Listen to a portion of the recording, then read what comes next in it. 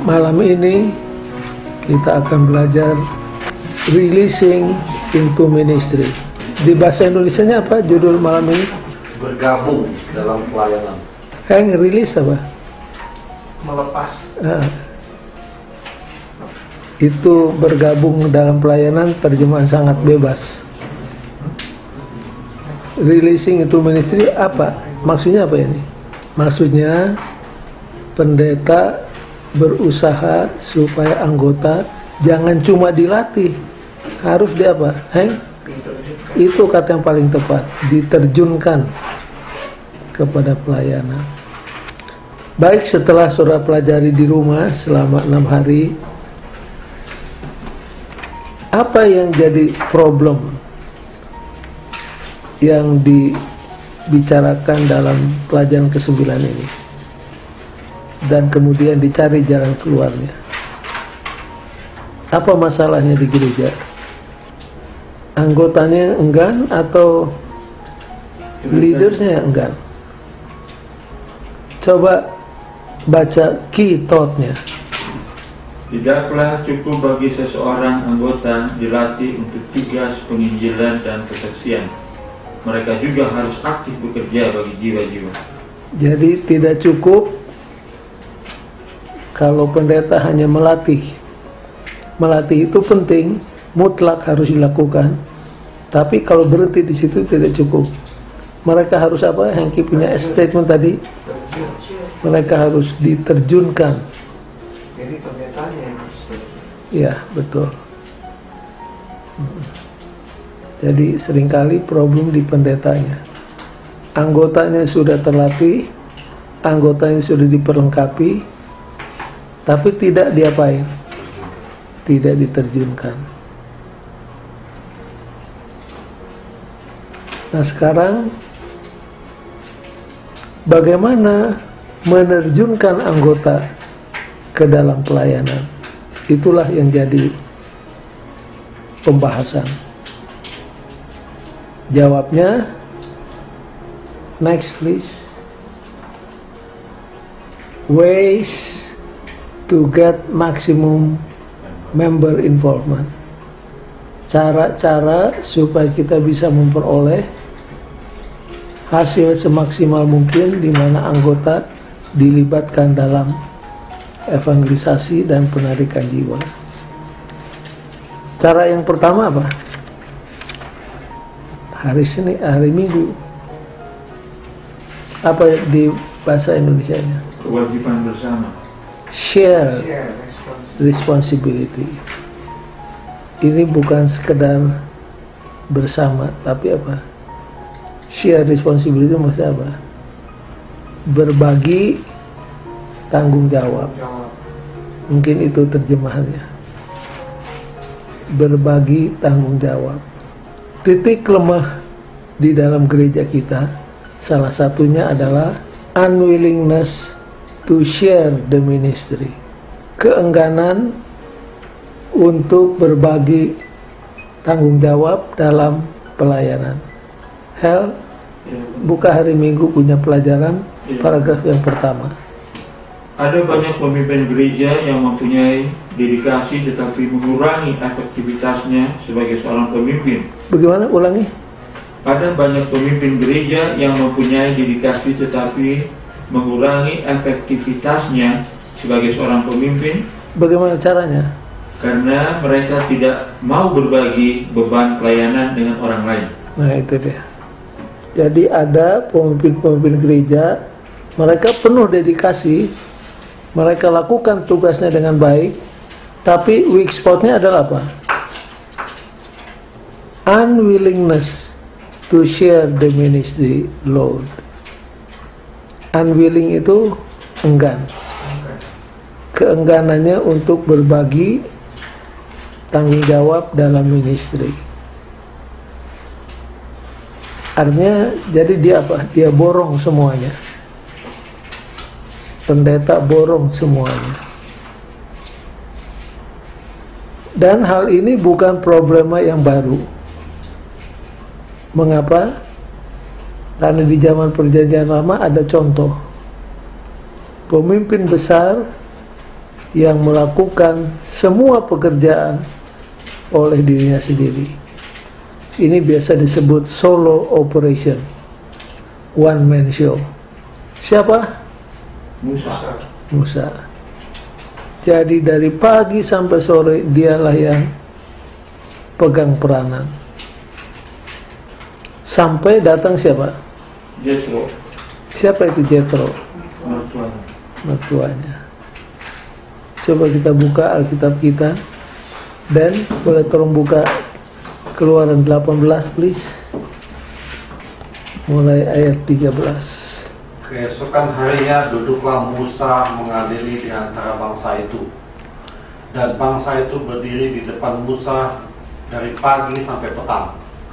Ketika mertua Musa melihat segala yang dilakukannya kepada bangsa itu, berkatalah ia, apakah ini yang kau lakukan kepada bangsa itu? Mengapa engkau seorang diri saja yang duduk, sedangkan seluruh bangsa itu berdiri di depanmu dari pagi sampai petang? Kata Musa kepada mertuanya itu, sebab bangsa ini datang kepadaku untuk menanyakan petunjuk Allah. Apabila ada perkara di antara mereka, maka mereka datang kepadaku dan aku mengadili antara yang seorang dan yang lain. Lagi pula aku memberitahukan kepada mereka ketetapan-ketetapan dan keputusan-keputusan Allah. Tetapi mertua Musa menjawabnya, tidak baik seperti yang kau lakukan itu. Engkau akan menjadi sangat lelah, baik engkau, baik bangsa yang beserta engkau ini. Sebab pekerjaan ini terlalu berat bagimu, takkan sanggup engkau melakukannya seorang diri. Terus 19, jadi sekarang dengarkanlah perkataanku. Aku akan memberi nasihat kepadamu dan Allah akan menyertai engkau. Adapun engkau, wakililah bangsa itu di hadapan Allah, dan engkau hadapkanlah perkara-perkara mereka kepada Allah. Kemudian haruslah engkau mengajarkan kepada mereka ketetapan-ketetapan dan keputusan-keputusan, dan memberitahukan kepada mereka jalan yang harus dijalani dan pekerjaan yang harus dilakukan. 21.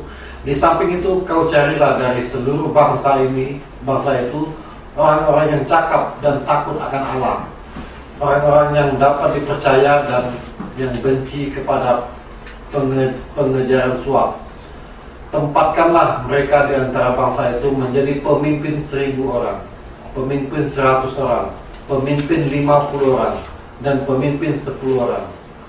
Dan sewaktu-waktu mereka harus mengadili di antara bangsa. Maka segala perkara yang besar haruslah dihadapkan mereka kepadamu, tetapi segala perkara yang kecil diadili mereka sendiri. Dengan demikian mereka meringankan pekerjaanmu, dan mereka bersama-sama dengan engkau turut menanggungnya. Oke, sampai situ dulu ya, thank you. Jadi mertuanya perhatikan dari pagi sampai sore Musa apa? Duduk melayani, mengatasi problema yang tidak habis-habisnya.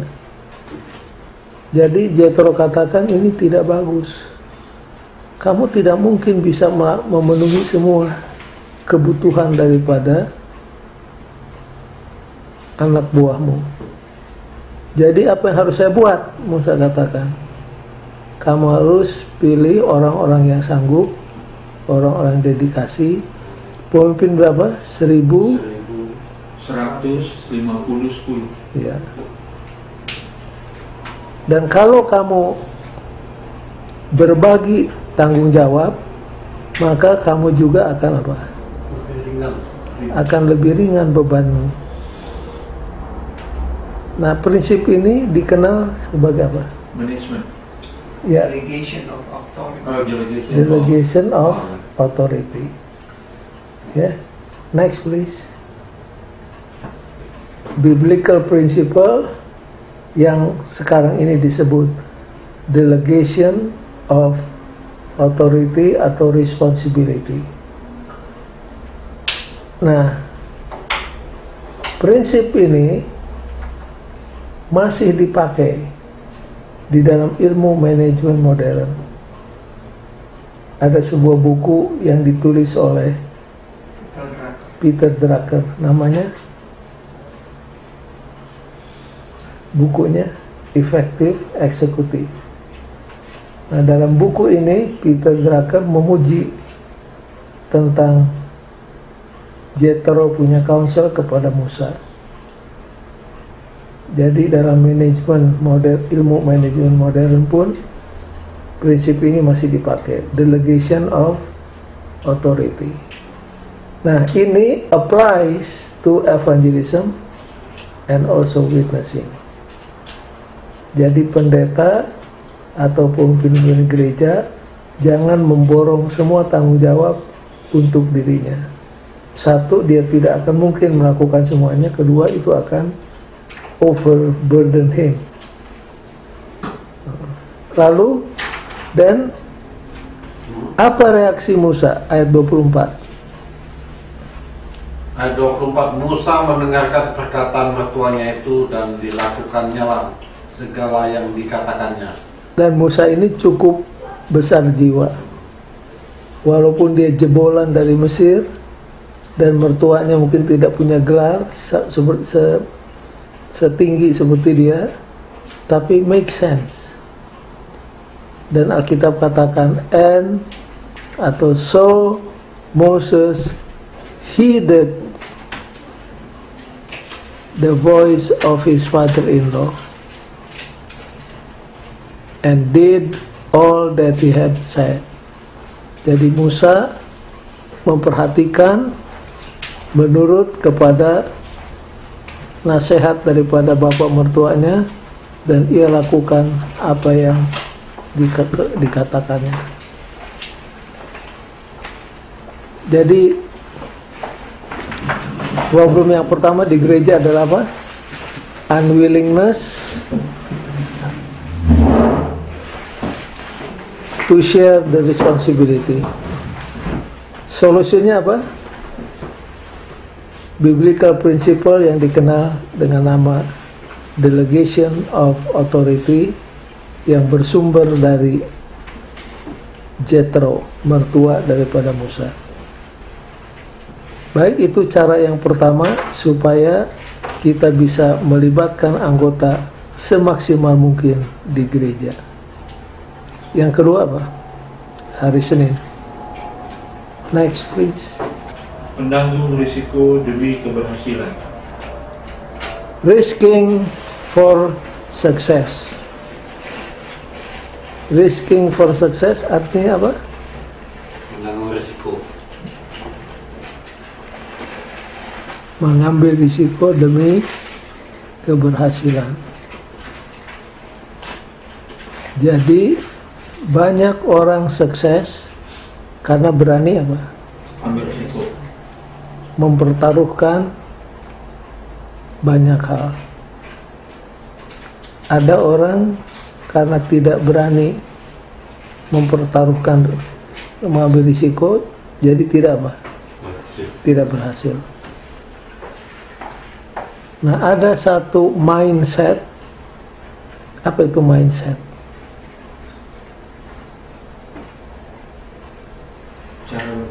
Cara berpikir.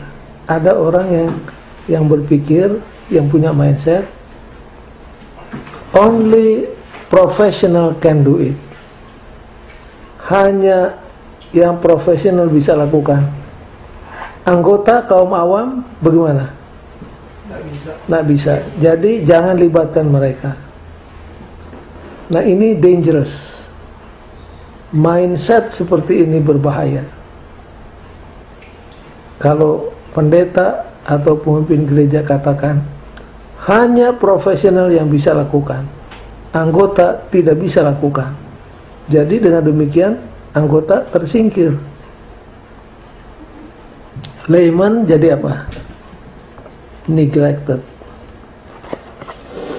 Ini problem juga.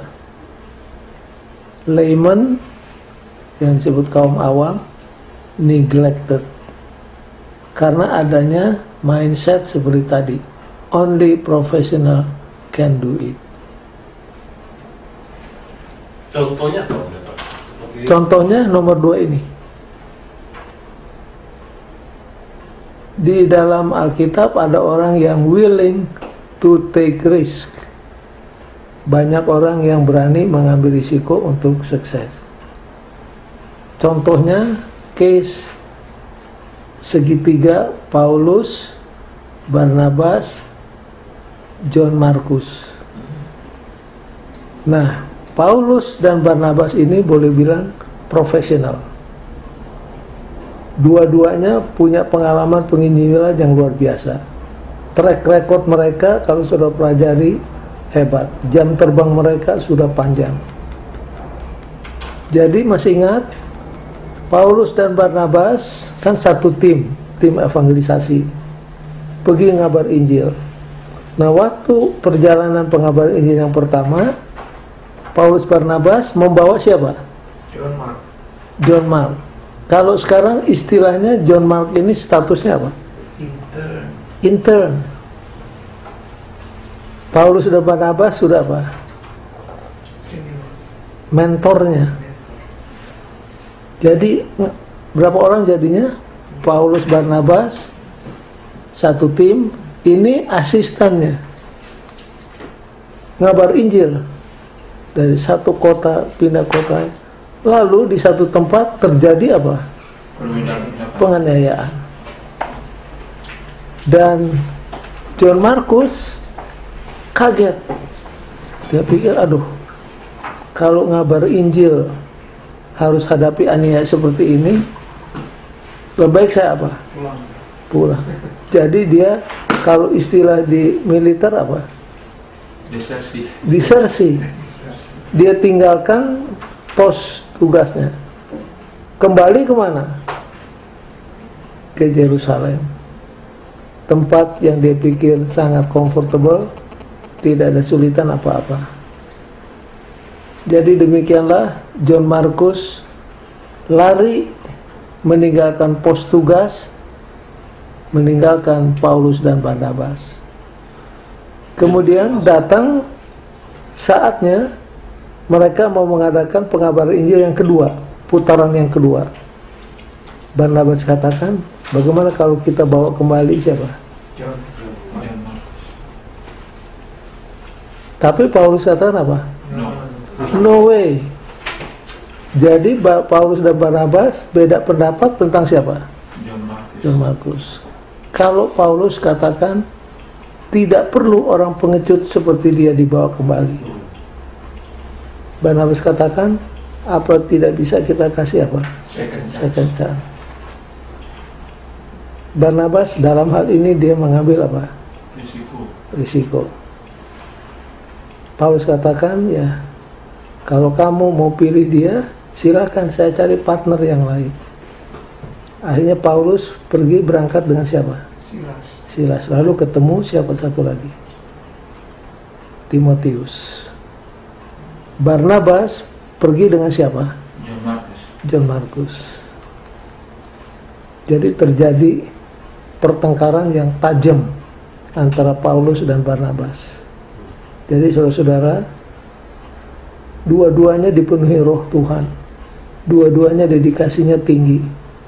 Tapi yang namanya manusia terjadi juga beda pendapat. Dan kalau saudara baca buku Kisah, coba Den, buku Kisah pasal yang ke-15 mulai 36 Den. 36. Tetapi beberapa waktu kemudian berkatalah Paulus kepada Barnabas, baiklah, kita kembali kepada saudara-saudara kita di setiap kota di mana kita telah memberitakan firman Tuhan untuk melihat bagaimana keadaan mereka. Barnabas ingin membawa juga Yohanes yang disebut Markus, tetapi Paulus dengan tegas berkata bahwa tidak baik membawa seorang yang telah meninggalkan mereka di Pamfilia dan tidak mau turut bekerja bersama-sama dengan mereka. Jadi Paulus tidak mau ambil risiko, nanti ditinggalin lagi, cilaka. Terus hal itu menimbulkan perselisihan yang tajam sehingga mereka berpisah dan Barnabas membawa Markus juga sertanya berlayar ke Siprus. Tetapi Paulus memilih Silas, dan sesudah diserahkan oleh saudara-saudara itu kepada kasih karunia Tuhan, berangkatlah ia mengelilingi Syria dan Kilikia sambil meneguhkan jemaat-jemaat di situ. Baik, jadi kalau saudara perhatikan, Barnabas berani mengambil apa? Risiko. Ya dia bisa aja jatuh, tapi kasih dong second chance. Orang kan kita bisa berubah. Dan ternyata Paulus sukses kan? enggak, akhirnya ternyata kalau saudara baca sejarah gereja tidak dicatat di Alkitab, Markus ini ternyata orang yang bagaimana? Setelah dikasih kesempatan yang kedua, Gigi. sangat gigih dan sangat berhasil. Menurut yang saya baca, dia dirikan banyak gereja sebagai hasil pengabaran Injilnya. Ini kedengaran oleh siapa? Paulus. Akhirnya Paulus katakan, bawalah John Markus kepada saya. Dan saya berimajinasi Paulus minta maaf juga sama siapa? Markus, saya dulu terlalu emosi sama kamu. Tidak disangka ternyata kamu orang yang hebat. Dan saudara-saudara, akhirnya John Markus inilah yang diberi kepercayaan oleh Roh Kudus untuk menulis apa? Menulis Injil yang ketiga. Nah, kalau saudara-saudara sampai menulis riwayat hidup Yesus dan buku saudara masuk di Alkitab, itu luar biasa, dibaca oleh jutaan manusia di atas dunia. Yang Paulus tolak, Barnabas terima dengan segala risikonya. Ternyata yang benar dalam hal ini adalah siapa? Barnabas. Jadi kalau saudara dengar ada pendeta ribut, jangan heran. Paulus Barnabas yang penuh Roh Kudus pun apa? Ribut sampai pisah. Ada pendeta berkhotbah, judulnya The Fight of the Preacher, perkelahian antara pendeta. Jadi be willing to take risk kalau mau apa? Mau sukses. Itu contohnya. Yang ketiga, supaya mendapat members involvement adalah apa? Hari Selasa, mencocokkan penuai dengan tuayan. Mencocokkan Penuai dengan tuayan. penuai dengan tuayan. Maksudnya apa ini? Next please. Mensiapkan pekerja dengan Hasilnya bukan orang yang mau digarap itu. tuayannya. Iya. Saudara tahu kan kata matching? Cocok. Mencocokkan ya, menyesuaikan.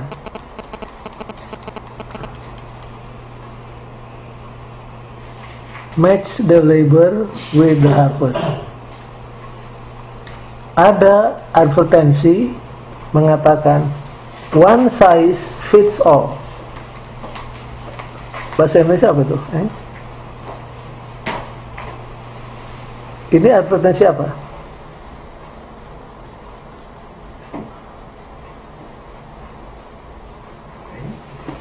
Kan kalau kaos ada extra large, ada extra large, ada medium, ada small. Kalau badan Hengki mungkin medium, Denny mungkin large, Ivan extra large. Jadi itu kaos ada banyak size. Tapi ada satu pakaian yang Cocok semua. one size, yang small boleh pakai, Hengki boleh, Dani boleh. Itu biasanya apa? All size. Hah? All size. Ya, apa itu? One size. Nah, barangnya apa? Oh, Kalau baju kan saya pakai extra large ini. bawa barangnya. Kalau sepatu kan Topi mungkin.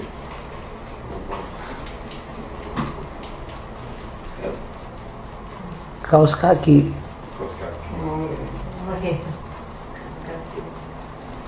Walaupun tidak 100%, tapi kaos kaki itu cocok untuk semua orang. One size fits all. Jadi satu ukuran, yang kurus, yang gemuk, yang sedang bisa pakai itu barang. Padahal size-nya hanya berapa? Satu. Nah, one size fits all ini tidak apply dalam evangelism atau witnessing. Apa saudara sudah lihat hubungannya sekarang? Jadi kalau ada orang interest untuk belajar Alkitab, saudara harus lihat latar belakang orang itu. Apa latar belakangnya? Jadi untuk melayani, untuk mengajar orang ini, pengajarnya harus diapain? Harus dipilih supaya bisa melayani kebutuhan daripada orang itu. Did you get the point? Jadi orang yang di-assign untuk melayani orang yang mau belajar Alkitab itu harus disesuaikan dengan orang yang mau belajar. Oke, hari Selasa paragraf pertama. Bila mana orang tertarik untuk belajar lebih lanjut tentang Allah dan gerejanya. Oke, ulangi. Bila mana orang tertarik untuk belajar lebih lanjut tentang Allah dan gerejanya, kita harus berhati-hati memilih orang untuk melakukan tugas penginjilan ini. Dalam masyarakat yang multikultural, lebih baik kita mengutus orang yang memiliki kebangsaan dan bahasa yang sama untuk mendekatinya dan sedapat mungkin memiliki umur yang sama. Baik, jadi kalau misalkan Chinese yang sedang mau belajar itu sangat tepat kalau kita kirimkan siapa? Orang Chinese. Nah, karena kalau dikirim orang Arab, yang satu bahasa Cina, yang satu bahasa Arab, kecuali bahasa Inggris dua-duanya. Tapi kalau Chinese dengan Chinese lebih apa? Lebih seret. Nah.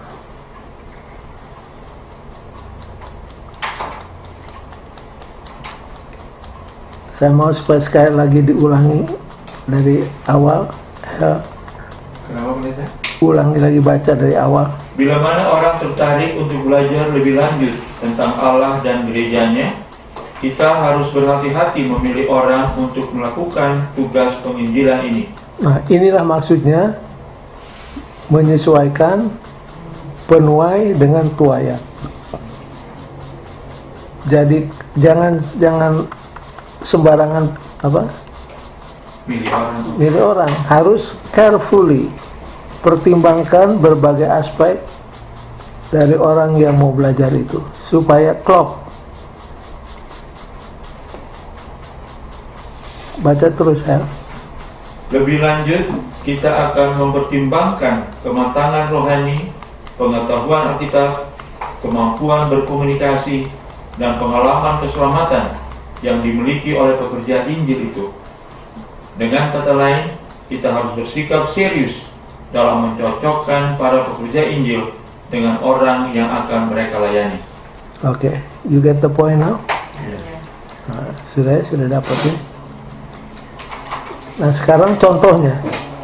Biasanya kalau dikasih contoh jadi lebih apa? Lebih jelas. Terus melihat. Contohnya yang mana ini? Tentang apa? Coba yang ceritakan sedikit aja, yang you tahu gimana ceritanya. Apa yang terjadi, problem apa yang terjadi di gereja mula-mula?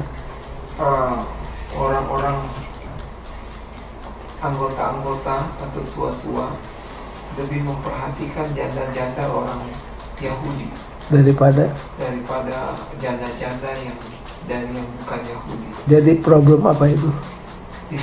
Diskriminasi. Jadi di gereja mula-mula terjadi diskriminasi. Nah, problema ini sampai di telinga para rasul. Kemudian apa yang dibuat oleh para rasul? Mengangkat 7 diakon. Mengangkat 7 diakon. Kemudian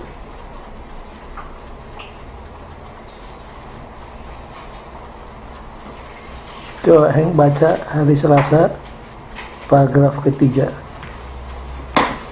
Bahasa Inggris? Kalau bisa bahasa Indonesia. Ada bahasa Inggris. Dan baca dan. Ya.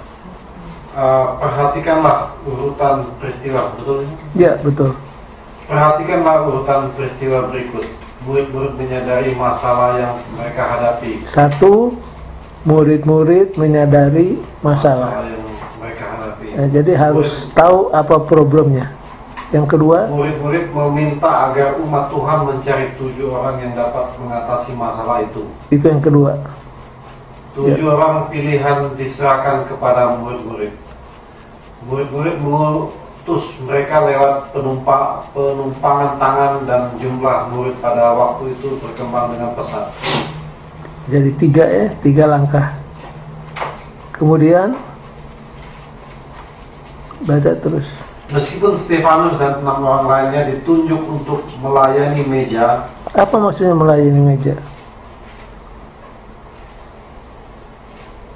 Serving tables.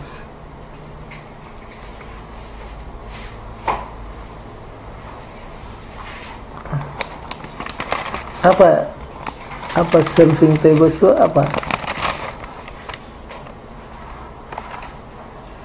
Dalam bahasa Inggris ini adalah satu ungkapan, idiomatic expression. Melayani meja itu pekerjaan administrasi. Jadi kalau bilang serving tables, pekerjaan kantor, pekerjaan administrasi. Jadi kenapa diangkat yang 7 ini? Apa idenya? Kenapa diangkat yang 7 orang?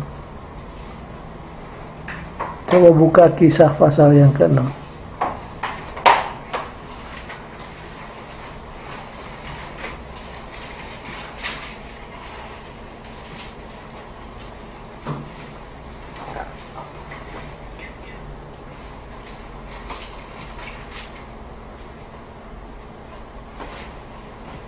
Sudah dapat baca dari ayat 1. Pertama, Ya. Kisah 6 ayat 1. ya, pada masa itu ketika jumlah murid makin bertambah, timbullah sumut-sumut di antara orang-orang Yahudi yang berbahasa Yunani terhadap orang-orang Ibrani, karena pembagian kepada janda-janda mereka diabaikan dalam pelayanan sehari-hari. Saya perhatikan, kalau jumlah anggota lebih besar, kemungkinan timbul problem sangat besar. Terus dan Berhubung dengan itu, ke-12 rasul itu memanggil semua murid berkumpul dan berkata, "Kami tidak merasa puas karena kami melalaikan firman Allah untuk melayani meja." nah, jadi para rasul katakan, kami ini kelihatannya tidak puas karena harus melayani meja daripada apa? Di lapangan. Jadi ke-12 rasul ini mereka keahliannya, obsesinya adalah mengabar Injil. Nah, kalau datang masalah seperti ini, para rasul mengatakan biarlah ditangani oleh orang-orang yang cocok untuk ini. Jadi kami biarlah konsentrasi di doa dan pengabaran Injil.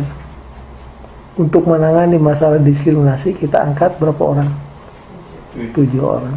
Terus dan Karena itu, saudara-saudara, pilihlah 7 orang dari antaramu yang terkenal baik dan yang penuh roh dan hikmat, supaya kami mengangkat mereka untuk tugas itu.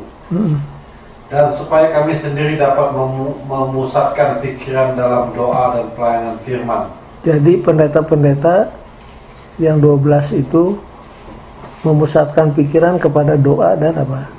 pengabaran Injil. Masalah administrasi, diskriminasi ditangani oleh siapa? Oleh 7 orang. Terus Dan? Usul itu diterima baik oleh seluruh jemaat. Lalu mereka memilih Stefanus, seorang yang penuh iman dan Roh Kudus, dan Filipus, Prochorus, Nikanor, Timon, Parmenas, dan Nikolas, seorang penganut agama Yahudi dari Antioquia. Mereka itu dihadapkan kepada rasul-rasul, lalu rasul-rasul itu pun berdoa dan meletakkan tangan di atas mereka. Firman Allah makin tersebar dan jumlah murid di Yerusalem makin bertambah banyak. Juga sejumlah besar imam menyerahkan diri dan percaya.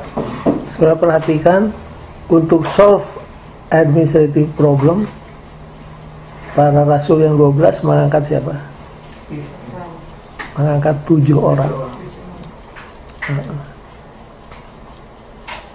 Jadi di sini contoh matching the laborers with the harvest.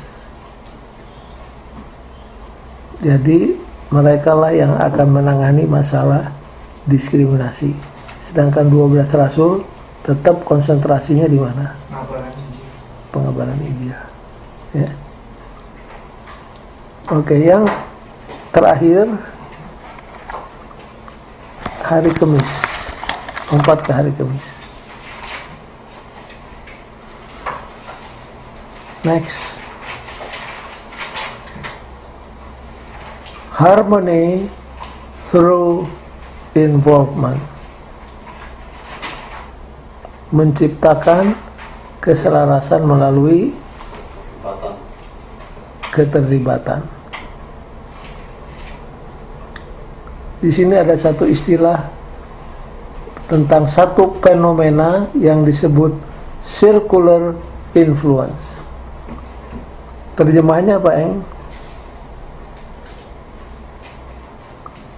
Di hari Kamis. Hel, coba baca bagian pertama. Hari Kamis.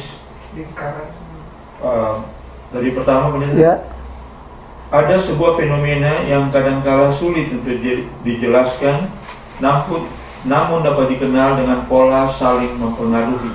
Circular influence diterjemahkan pola saling pengaruh. Ya, kalau bahasa Inggrisnya apa? Circular influence. Maksudnya apa nih circular influence? Baca terus. Sehubungan dengan keharmonisan dan keterlibatan, prinsip saling mempengaruhi bekerja sebagai berikut. Dengan mengajak orang untuk turut terlibat, maka Anda telah mengusahakan keharmonisan.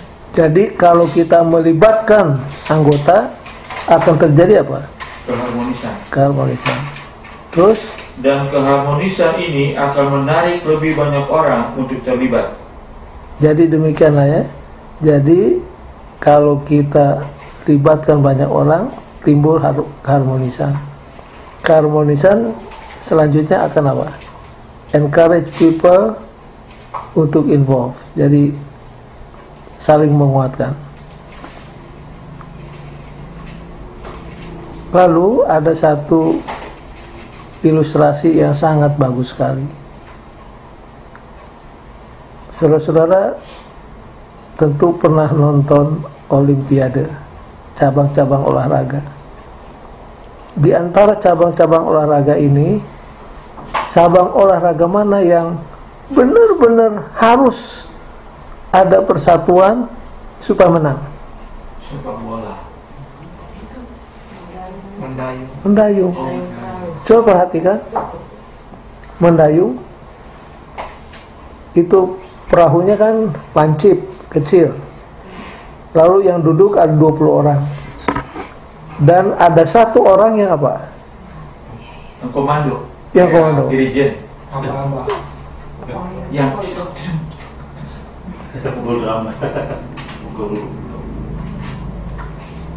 dialah yang apa? Yang kasih komando supaya sama-sama, jangan yang satu mengangkut dayung, yang satu apa menahan dayungnya, itu perahu nggak lancar. Jadi kalau saya perhatikan, merengkuh mendayung perahu inilah salah satu cabang olahraga yang benar-benar menuntut apa? Unity. Kalau tidak, itu perahu akan ketinggalan. Perahunya ketinggalan. Dan kalau perhatikan bagaimana mereka merengkuh dayung, timingnya sangat tepat karena diatur oleh satu orang.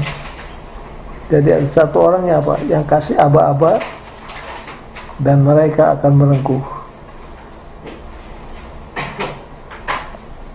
Lalu di sini ada satu statement.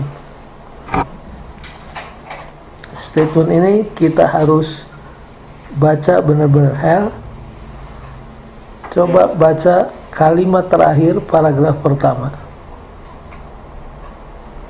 Kalimat terakhir tidak ada perselisihan itu maksudnya? Bukan.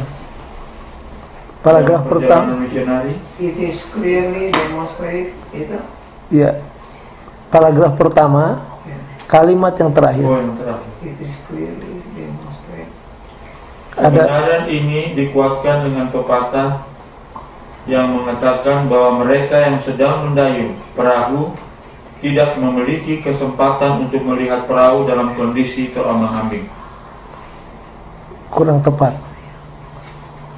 Those who are pulling on the oar, mereka yang merengkuh dayung,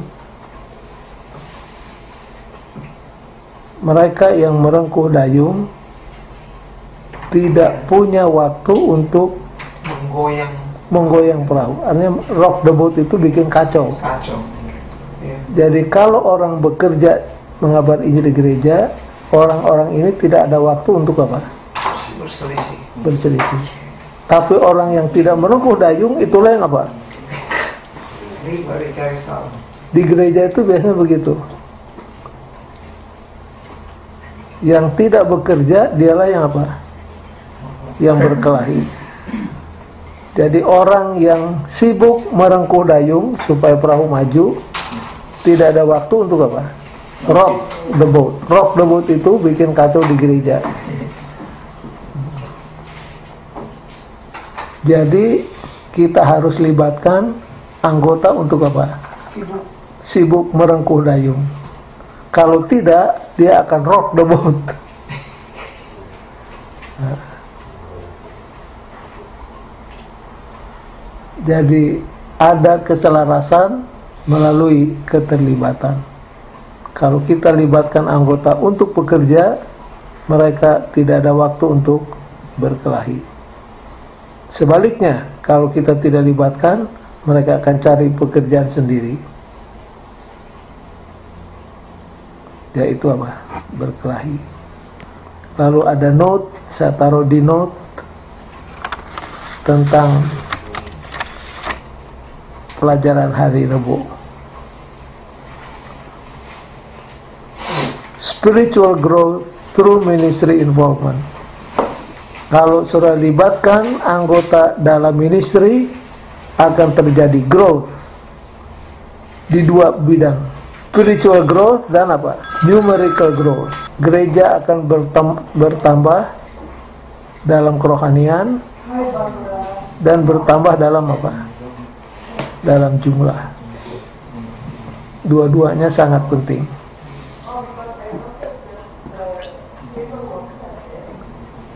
Baik, itulah pelajaran hari ini.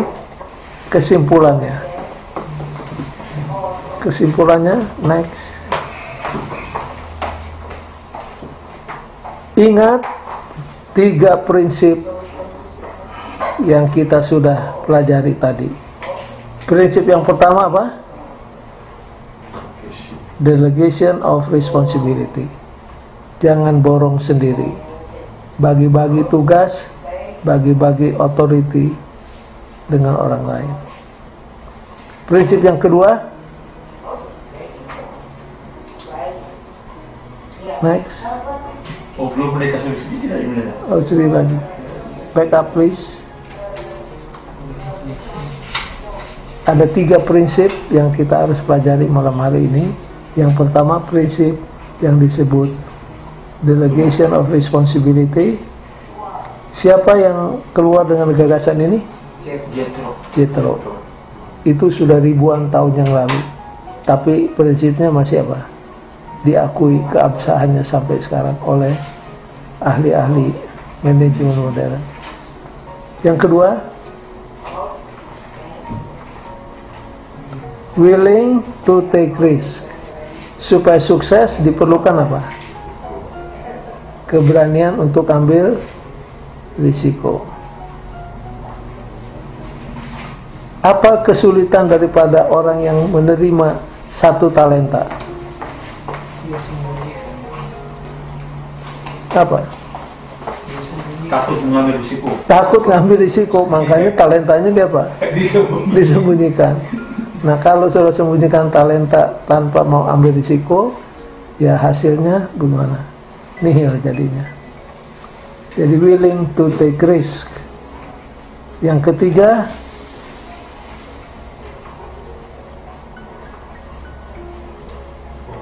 siapa yang merengkuh dayung tidak ada waktu untuk rocking the boat. Jadi biarlah di gereja kita ajak semua anggota untuk sama-sama mendayung, jangan menggoyang apa? Perahu.